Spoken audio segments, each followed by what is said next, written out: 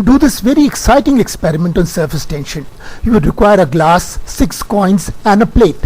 Fill the water to about 3/4 level with colored water, put the plate and then invert the glass. Mop the excess water, take a coin and raise the glass and slip it in. The glass would be slightly raised. Similarly, place 3 coins by lifting the glass and slipping in coins. Now the glass would be slightly raised. Mop the excess water.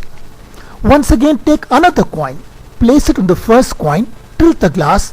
Now you will have a double coin. The glass would be raised further. Now you can actually see almost a 3 mm gap between the plate and the glass. You can see a visible layer of water which does not flow out because water has a skin and this skin keeps the water inside the glass. This is because of surface tension.